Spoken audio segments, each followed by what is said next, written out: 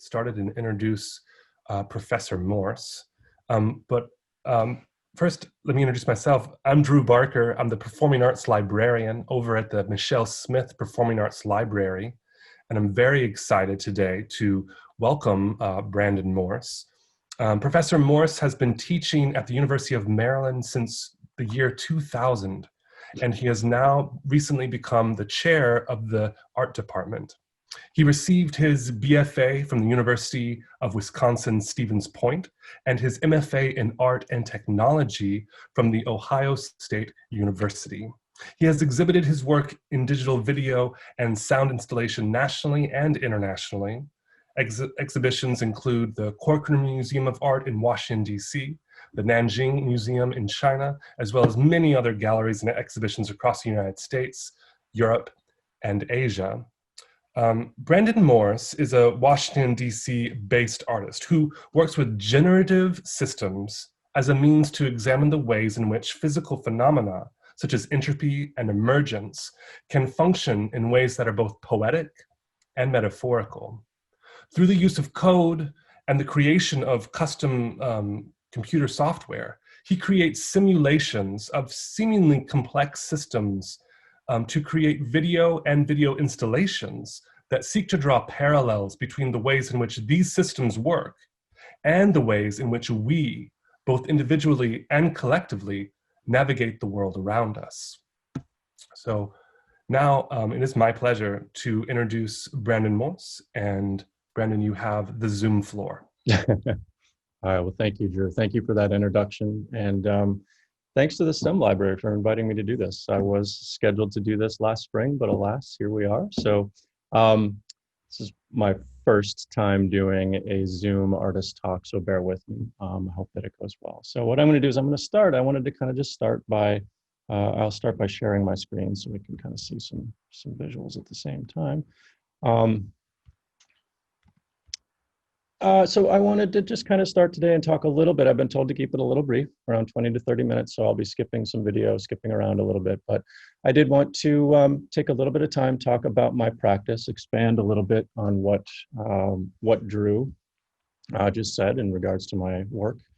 Contextualize my practice and contextualize it specifically in a way that kind of leads up to this piece that I just completed that's on view at the Krieger Museum currently. So without any further ado, I'll go ahead and start the slideshow and kind of talk over it as we go. So as you heard from Drew, I work broadly in a field that's called generative art. And so many of you are probably familiar with this term and familiar with this field.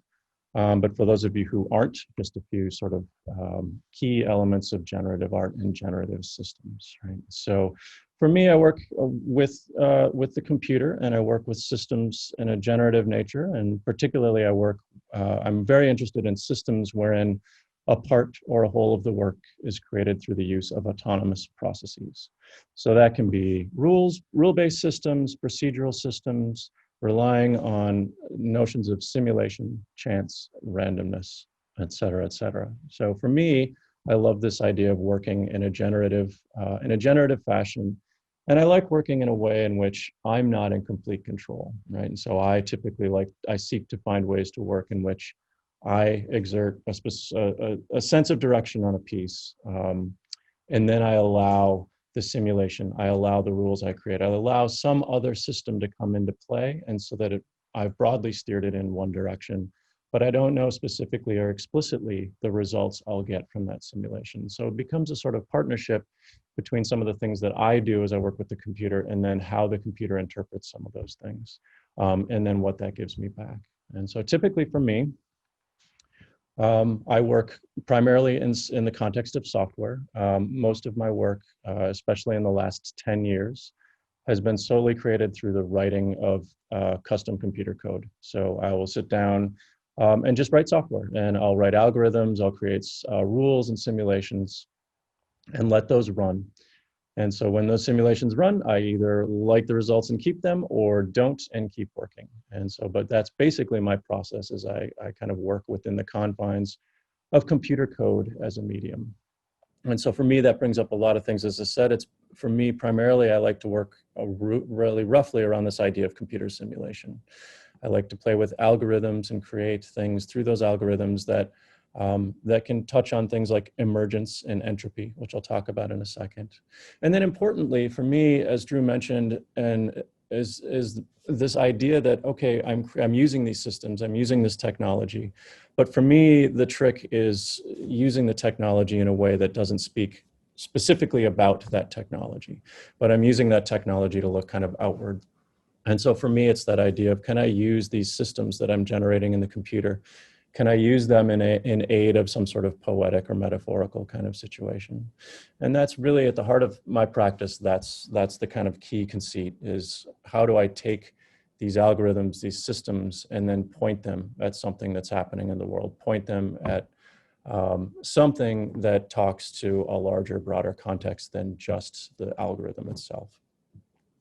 So for me, that really is revolved around two key systems, two key principles, and those principles are entropy and emergence. And those have been the heart of my work, even since prior to working digitally. Even I have a background in painting and drawing, and even at that point, I was finding ways. And of course, this is an age-old, it's by no means novel, but I was even at that time looking for ways to introduce randomness and chance and chaos into the work.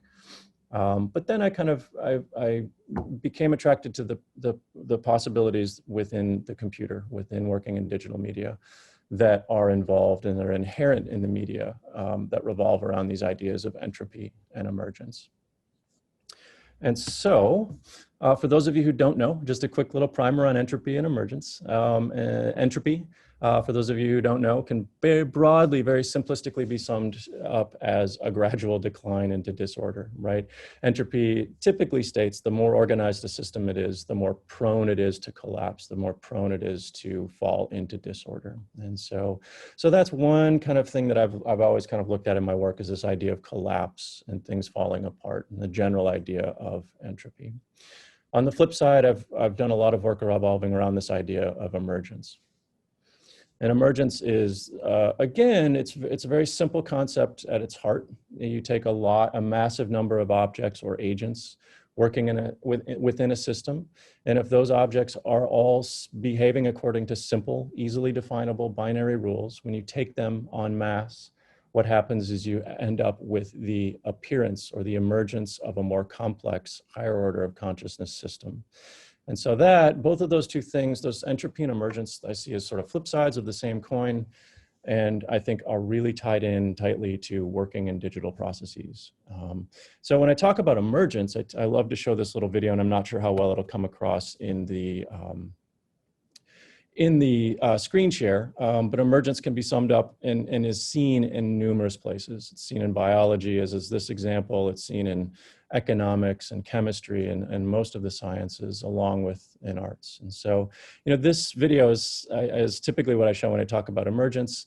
You have a school of fish, and I'm not sure, again, how well it's transferring across the screen share, but there's a black tip reef shark that's just swimming through that school of fish. And so the fish are behaving by a very simple set of rules, right? They're basically saying, okay, I need to stay next to my friends to stay safe, but I also need to stay away from the predator. And so you get these beautiful emergent patterns. You get this sense of this massive communication amongst all the fish, when what's really happening is that there are just a couple of simple rules being followed, and you get this kind of beautiful sense of a higher order happening. And so it's just a nice, quick little video that talks about emergence. And so again, for me, working with the computer, these two principles, entropy and emergence, have played a huge role in the work that I've done over the past 20 years. And that's going to lead into kind of starting to talk a little bit about my work and show some of my work. And typically, when I leave from this slide and go to the next, I talk about emergence, and I focus on emergence, because entropy is a collapse into disorder. And so in some ways, that's a dead end. You're going into chaos, you're falling into chaos, and that's sort of the end state. Whereas emergence, it's a little bit more positive. It's things are emerging and they're becoming something more complex. However, this being the year that it is, 2020, and the state of the world that we're in, it seemed that today, this year, it seemed like a good time to go on the flip side of that and to talk a little bit about the work that I've done revolving around entropy. And all of this does lead up to this piece that's on display at the Krieger. And so the pieces I've chosen to talk about are sort of directly in the lineage of the work that's on display at the Krieger. And so without further ado, I'll show a little bit of video, and I'm going to start back a few years, back in 2008, with a couple of pieces that really kind of triggered this idea of using systems and simulation in the computer as metaphor and using it to speak about things that were happening at the time. And so what I'll do is I'll play a little bit of this. I think I have the sound down. Hopefully you won't hear the sound over me. But I'm just going to play this video, and I'll sort of talk about it as it runs. And then in the interest of time, I'll skip around a little bit in these videos.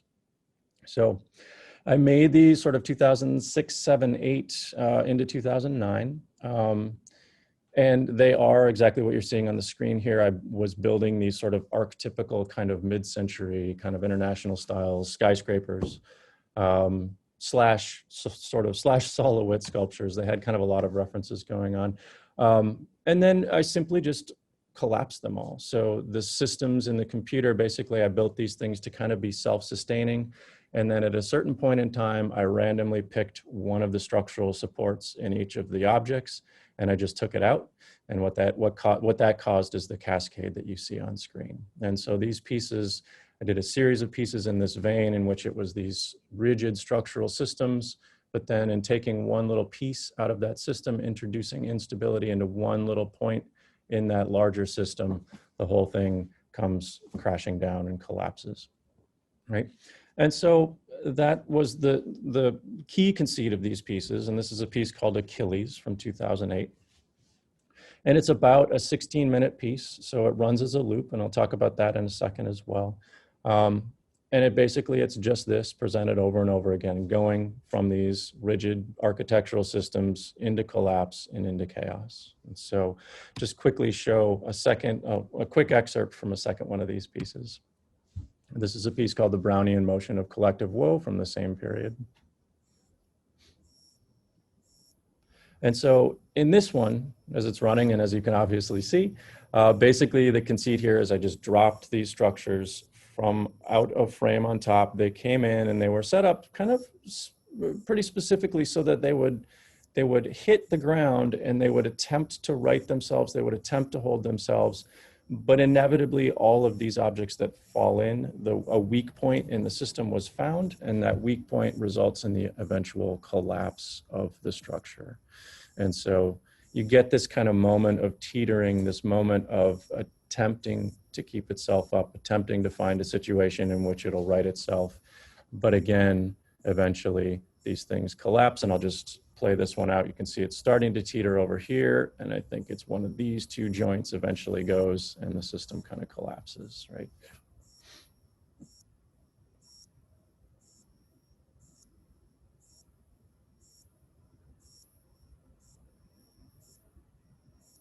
Get in there. And there it is, and then that piece collapses. And I'll skip around in this video a little bit. And so what happens in this piece is that it's just a constant bombardment of these architectural structures that fall into the space, and they all land and they kind of accumulate, and you're left with this accumulation of this debris, of this wreckage, right? And so all of these pieces as this runs, they have some obvious references that people read into these things, specifically revolving around things like September 11th and really sort of traumatic events like that. For me, that wasn't the reference at the time. There was the economic collapse that was happening at the time, and that was the real reference for me for this body of work, was this event in which everybody's livelihoods were at stake. Everybody's life savings were disappearing, retirement plans were disappearing. There was a collapse of this highly complex system, you know, especially based on the real estate market, in which it was so complex that it was at some point people didn't fully understand what was going on within that system until it was too late and it collapsed. And that's sort of classic entropy, right? The system is so complex that it's just so prone to collapse, and it's almost impossible to pinpoint the point at which that collapse is going to take place, but it inevitably does. So I will say a couple things about those pieces is that they were video. They were done in computer animation software. It was software that allowed me to plug in math and to write some rules and to do some simulation. But nonetheless, it was using computer animation software. And so with that, for any of you who are familiar with that, there's a certain pipeline you have sort of a wireframe structure, and that needs to be what's called rendered. You basically are giving it the lighting and shading and transferring that into a two-dimensional video for display. So inherent in that system is this really long lag wherein you build the simulation, you run the simulation, but then the computer needs to then do the rendering. It needs to calculate the light, the shadow, et cetera, give you back that final video. And that can, in those pieces in particular, and bear in mind that was 15 years ago, so it's not quite the same situation now, but those pieces took months for me to render. So a 10-minute loop took me anywhere from a month to 2 months to complete the final video. And if I didn't like what I was seeing, I had to change a number and wait again and see the results. And so that just didn't seem like a very tenable solution.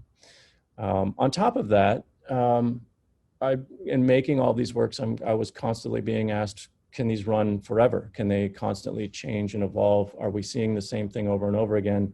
Or is there the possibility of making a system that evolves and changes and does its thing in a temporally open sense in the way that software allows you to do? And so so at that point, I decided that I wanted to kind of try to migrate my studio practice entirely into a code-based approach. And so from about 2010 on, I've been making all of my work strictly in code, which means that it runs as software, runs in real time. So typically what goes into a gallery or a museum is a workstation that's actually interpreting and running the software in real time. And that's what's on display at the Krieger right now. Excuse me. So I will just move on a little bit and talk a little bit about some code-based works. And I'm realizing I'm running really late already, so I'm going to kind of go through these really quickly. This is kind of one of the first pieces I did written entirely in software. And so I was trying to play again with this idea of conflict and this idea of creating these moments of tumult or these tumultuous moments. And so I wanted to create this sensibility of this constant capturing that moment of something erupting or exploding and kind of prolonging that. And so this piece is called a charged shape, and it is just that. It's the computer essentially constantly trying to capture that moment of something being ejected from an explosive, in an explosive manner from an explosive force, but then paced down so that it's a little bit slower, so that it's something that the viewer can kind of sink into and relax, not really relax, but kind of slow down and enjoy at a different time frame. And that's part and parcel with working with code, is this notion that it's essentially infinite, right? So these pieces, if they're being run by the computer, will be constantly evolving in a way that's unique. They will be, of course, adhering to certain guidelines, so they're going to kind of follow a basic framework that I've set up.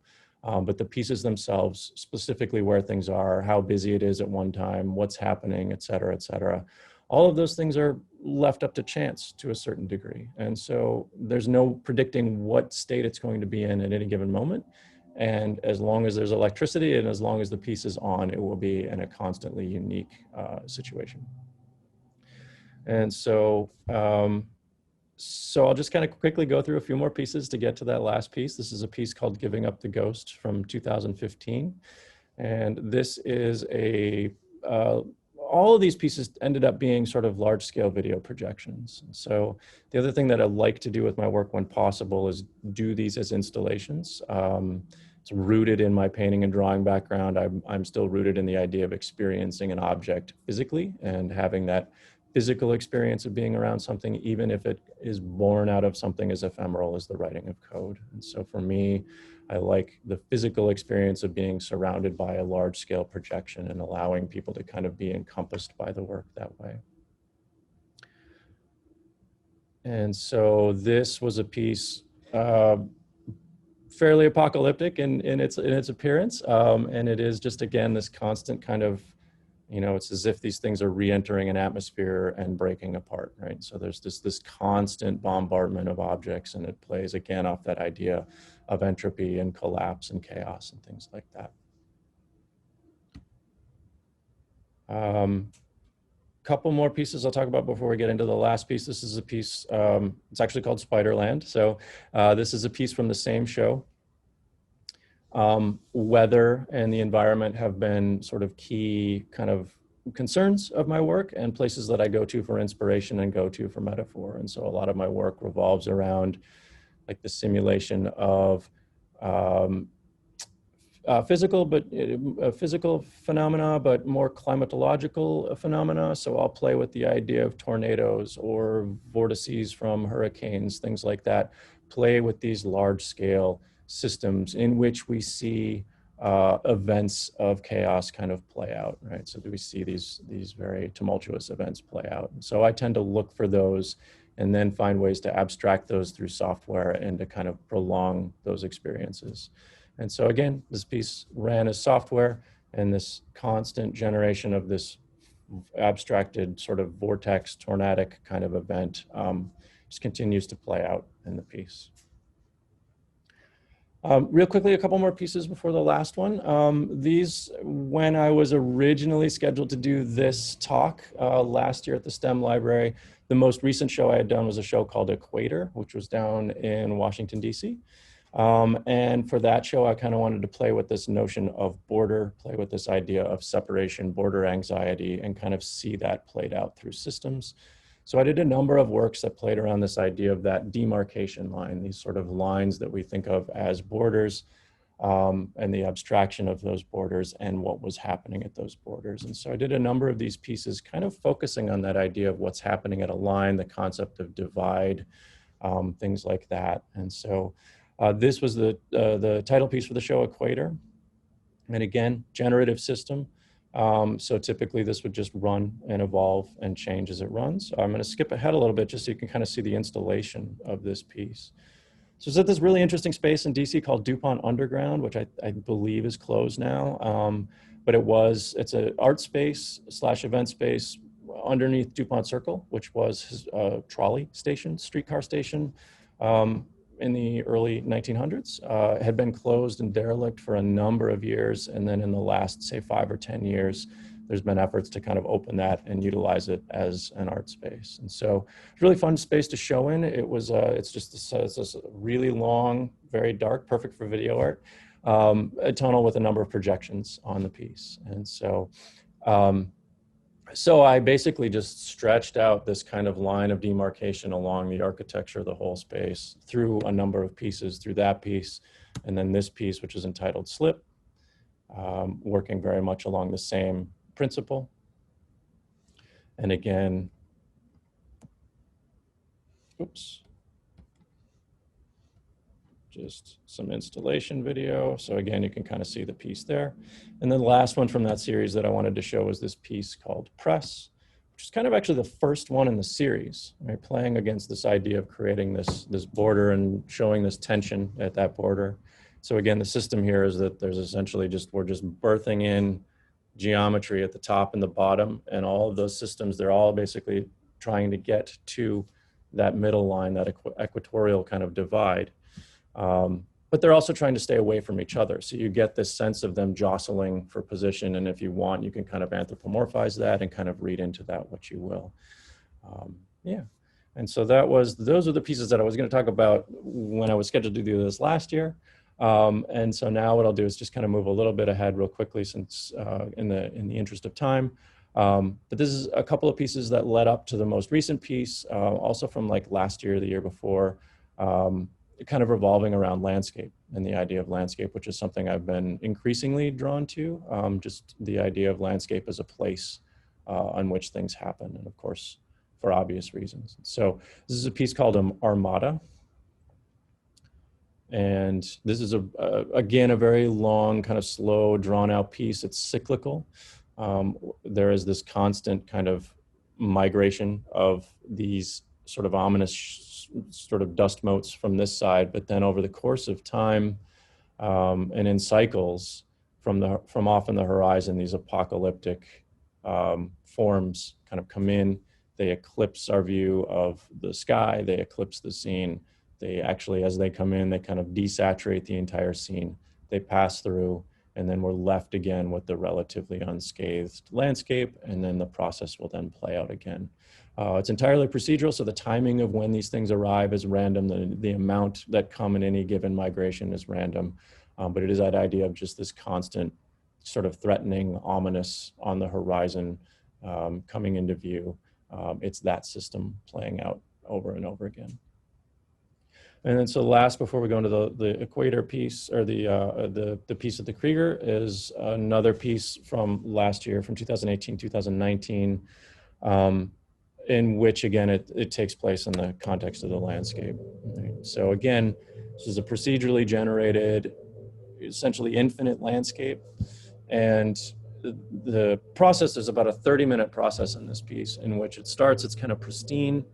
And then as it goes, you notice these sort of moments of smoke plumes, these moments of something clearly catastrophic happening, predominantly off in the distance as it starts, and they become more prominent, more prominent, more prominent as you progress through the landscape, to points at which the smoke plumes are right at the camera and they completely obscure the view of the whole piece. Right? And so again, like this is an ongoing situation we're all in, but in light of, you know, the accelerated nature of what happened on the West Coast this summer, you know, those types of things which are ongoing and constant, but accelerating in their intensity and their occurrence, have been an ongoing source of inspiration for my work, and a place where I kind of draw from routinely.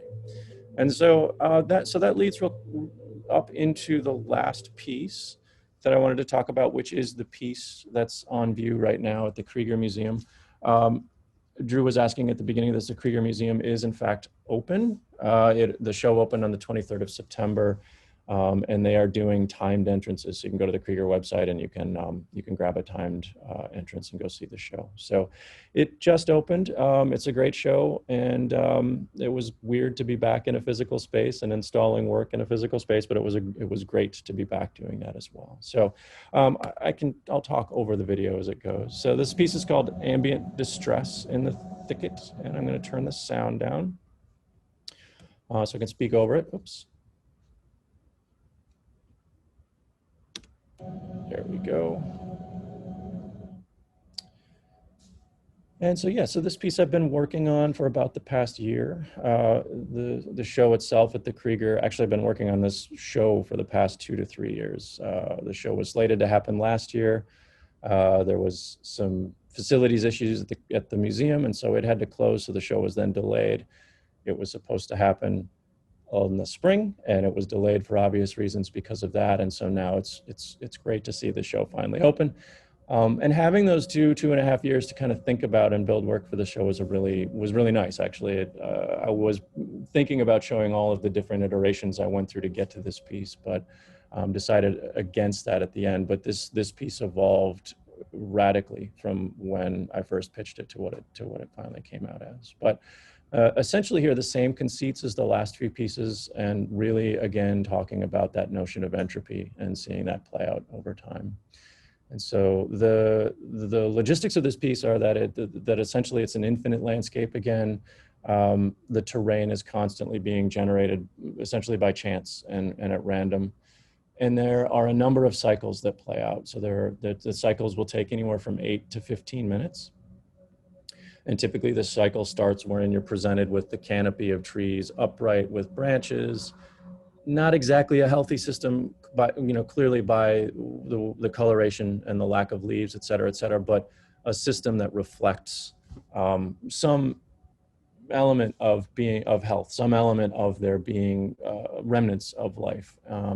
But over the course of the sequence, the forest floor becomes increasingly littered with felled trees, the trees that were and then there are less and less trees. The ratio essentially changes from trees that are upright and standing and have their full canopy to this situation in which you're presented with this completely barren landscape, which is just strewn with felled trees. And so there's a system in which you see that play out, right? So you're presented with the denser, richer sort of canopy, and then it progresses into this situation. And then we are presented with this scenario, this completely lifeless scenario, for about 10 minutes, and then the cycles repeat. As it's going, the audio track is being procedurally generated each time. The cinematography, there's a number of different vantage points at which you see the piece, and that's being determined at random as the piece is running as well. And so again, it talks, for me, this is the culmination of a lot of work that talk to this idea of entropy, and specifically talk to this idea of entropy as mediated through technology, as a way of using technology to kind of speak to some of these broader issues. So I want to leave time for Q&A, so I will just let this video play. I'll stop screen sharing, I guess, at this point. And we can kind of just talk about the work, and if you want, I can switch back to the screen later on if you want to see something in particular. So I hope that was, Drew, I hope that was brief enough. I hope that was of a decent duration for us to kind of move into Q&A. Does that work? You're muted. All right, well, anyway, does anybody have any? There you are. Sorry about that. My computer decided to lock me out for a bit. Yeah, I thought that was fantastic. Thank you for talking over that. We do have a couple questions from the chat. Antonia, who has a question, and I actually just want to go ahead and give a shout out to Antonia. She's the one who helped organize all this. She's the one who runs in the background, keeping anything nice and smooth. She's amazing and she's awesome. And Antonia asks, can you touch on creating the ambient noises that play during your work? I had the same question. And she's like, I can definitely hear a sense of distress there as well, but also somehow it reminds me of running water, wind, etc. Yeah, sound, I get that question probably more than any other question, actually. And it's a good one, and it's one that for a long time I didn't really have an answer that was more specific than it sets the mood, right? It sets the tone. I think that sound is often overlooked as in terms of its potential to guide our read of anything we're looking at. You know, in particular, I always think of there's a filmmaker named Chris Marker, and he did a piece called La Jetée, which is kind of his most well-known work. But he also did this piece in which he showed stock footage from a Siberian town, I believe, in Russia, right? And so he took this footage and he played, first time he played it, plays the same footage once and then again. First time you're watching it, there's an uplifting soundtrack and a very heroic narrative. And so you read the visuals one way, and then the second time it's the opposite, where he's playing it with a much more somber soundtrack and the audio commentary is much more negative. And you realize how malleable you are to interpretation based on auditory cues. And so that's something that I've always kind of made my work, I've tried not to overlook in my work, is the importance of the audio. So in a lot of ways, it's there to simultaneously induce a sense of dread, but it's also very ambient. It's also very kind of low in its syncopation and things like that. So it also serves to kind of allow the viewer to kind of settle in, if you will. So I hope that it achieves two things. One is that it guides your read of the piece, and usually towards that sort of more negative, more dread-filled kind of space. But also it's another vehicle to make people kind of slow down and relax and sit with the work for a little bit longer. The other thing, and I'll stop here, but the other thing that I found sound does that's particularly important in this context is that when you're working with something that's completely invented, right? So I'm not using shot video in which we have a one-to-one relationship with. It tends to be software abstraction. And with that notion of video or time-based abstraction, there is inherently this possibility of reading its scale in different ways. And so the audio also does that as well. When you see something that's shot in the real world, you build a scalar relationship to that. But if it's completely invented, it's hard to do that. And so one of the things that audio can do really well is to help determine that scalar relationship. So these lower tones, these more slow plotting tones, tend to aid in the appearance that the pieces have a larger scale, right? So you can kind of dictate a sense of whether we're seeing something that's maybe playing out at a micro level versus a macro level based on the quality of the audio, if that makes sense. Does that answer the question? Well, I think robustly, yeah, that's, okay. That's it also reminded me of, just briefly, one of your last videos reminded me of a Radiohead video. I think it's Pyramid Song from about 20 years ago. Pyramid Song. But I know you probably don't get Radiohead to do your music, but where do those compositions come from, though? Mm. The short answer usually is like some sort of synthesizer software package. Usually it's You GarageBand, which is really you do simple. it. You Yeah, make. I do. Typically I do it. There's a number of places where the new piece is almost all sample based. So I went out and recorded, just made some field recordings. It's not all. There's some underwriting synthesized tones, but a lot of it is field recordings that are then processed. So that's the new piece uses a lot of sample based things. Most of the time I'm synthesizing something, I'm creating the audio for it. Wow. And so that's typically how it goes. I am not musically inclined in the slightest. And actually the audio and the processes and the processes and the math and audio synthesis kind of elude me. So I kind of just blindly use GarageBand to find things that I like. And then I'll just take that and I'll layer it with something else and I'll layer it with something else. In the new piece, the new thing I've done is over the course of the 20 minutes, I'm scoring it. So I've isolated probably 8 or 10 different tracks, and I am introducing them at certain points, taking some out at certain points. And so the audio, again, it follows a loose score, but like when a specific event happens might shift forward or backward based on that loop through the progression that's cycled through.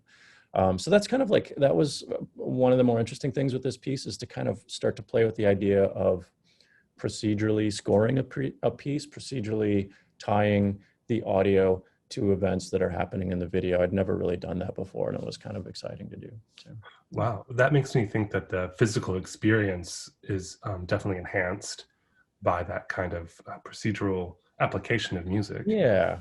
I mean, that's the thing. It's weird because these are digitally native pieces in a way, but they're also hard to experience in this format or I mean, there is, again, that need to have a physical experience of the piece. So if y'all can, go to the Krieger and see the piece, take some time with it. But part of it is that physicality, and you get some of that, you're right, from the audio and from what the audio is doing. That's cool. And I put a link in the chat from the Krieger Museum's Instagram, where you can see some of the video that Brandon just showed us, but also he has a great description there too, that if you want to try to explain this to other people, you can use his words that way. I also had a question about the current exhibit that you have at the Krieger. It's called Traces, and it involves you and about 5 or 6 other artists. Yeah. Are regional, I think, too. Yeah. Can you talk about what kind of dialogue or conversation that you're having with those other artists? Like, why are you included with them? Or do you know what I mean? Like, what did the curator? I know what you mean. I wish I had a really good answer, but I mean, that was on the part of the curator. So Sarah Tanguy, who's a longtime DC curator, put the show together. She based it around this loose idea of traces, of tracing memories, things like that. Mm-hmm. And so she found these artists to work together, and I've known a few of them over the years, but this has been very strange. Obviously, I mean, as we were sort of figuring out how to install the work, actually looking at the work, I was doing that with Sarah over Zoom and with the Krieger people over Zoom. And so it was a completely unique experience. And I haven't seen any of the other artists in the show in person yet. So it's very, very strange. But the whole show hangs around that idea, as Sarah talks about, as traces. And she was very, it was interesting working with her because she was very accommodating and very loose in how people came to that word and interpreted that word and that idea. So I think everybody's kind of coming at it with their own approach, but I think it all kind of, the notion of traces or the notion of tracing seems so open that it can allow for different interpretations.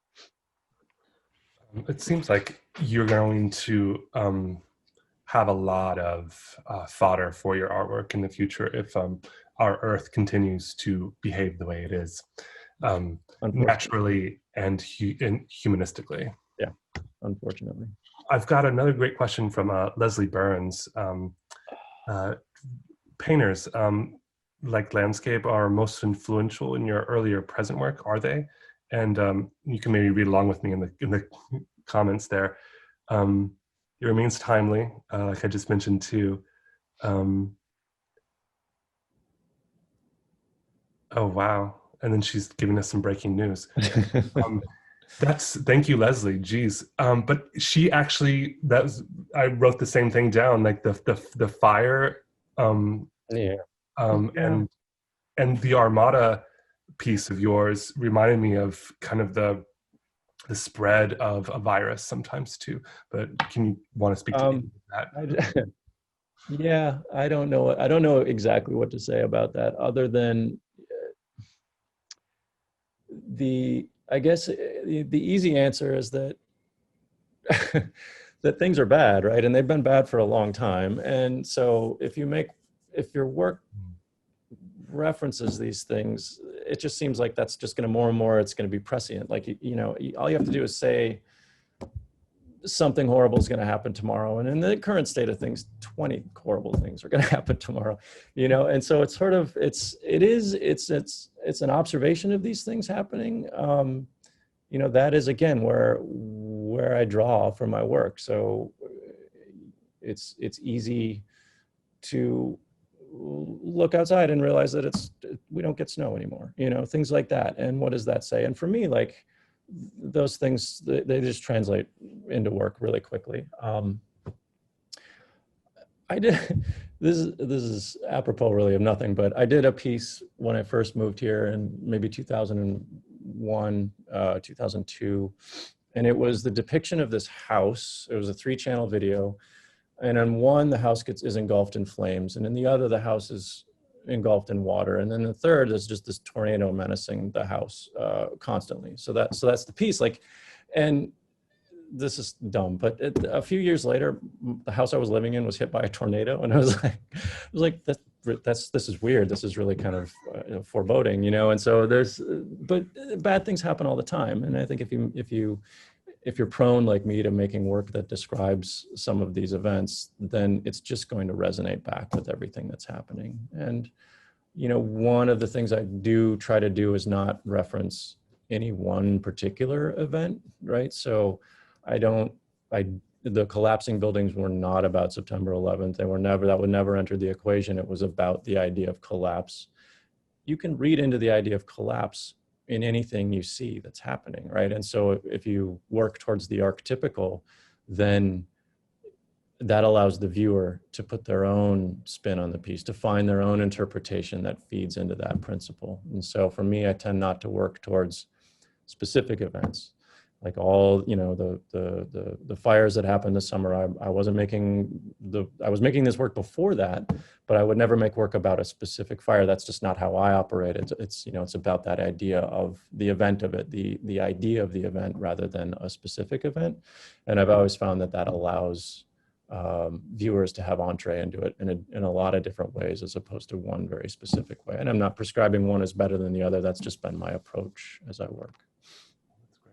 That's a great explanation, I think. As we wait maybe for one of the last comments or questions, I think that what you're touching upon right there is the kind of value of the humanities, but using technology, especially to kind of model or mimic that emergence idea, because that video at the beginning with the fish really stuck with me. And I think that in times like this, I think that sometimes we need this kind of artwork perhaps to help us meditate on the reality of the natural disasters that are happening sometimes. And that meditation, though, it may seem morbid, is perhaps helpful though too, to help better understand or reflect on Yeah. and give some distance. Do you know what I mean? Is that I think that reflection is important, in some ways. And I'm not saying my work does it, but I think work of this nature can sometimes be cathartic as well, and I think that it's incumbent to make work in the time you're living. And so it seems like if you're going to be making work right now, it needs to reflect on what's happening right now. And I think that, again, that's what the humanities and the arts do really well. I mean, what else am I going to say? But that's, I think, what they do really well, and they give us a way to interpret and reflect and to potentially deal with some of these events. So That's great. Thanks. So as I say goodbye to, and thanks again to Brandon, I did want to mention that Leslie, she talks about the contemplation of fear and how kind of artistic distance, contributes to storytelling and art in that way. Then she asked again, are you influenced by, painters. what painters are you influenced by? Early influential painters, question mark. Mm. Is that Well, something that, isn't that? I mean, I don't have a good answer to that. I've always, I mean, I always like Guston's work, but that doesn't really play into this. I mean, it doesn't. Philip Guston and work of that ilk, but that doesn't really necessarily have a direct correlation into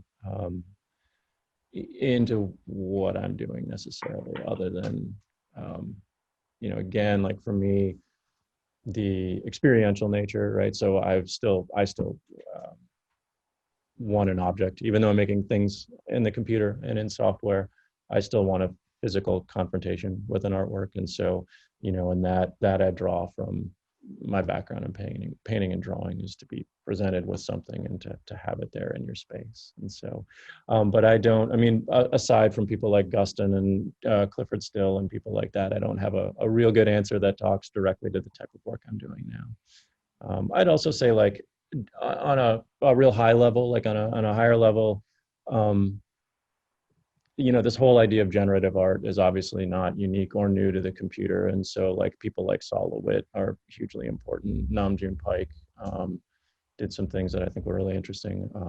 But particularly, like, Sol LeWitt's wall drawings are so ahead of their time in terms of the idea of instruction set, and the instructions being the piece rather than the actual physical object itself. And so, yeah. that's great. Well, thank you again, Professor Morse, for joining us. Yeah.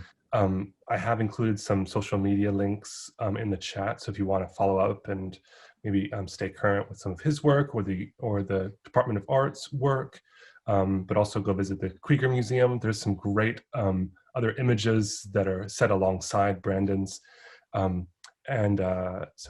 thank you for joining us. Thank you so much. And thank you again to Nevenka and Antonia and everyone else who made this event possible. Yeah. Really, really appreciate it. And I'm going to stick around with Brandon, but this event is now officially ended. Thank you.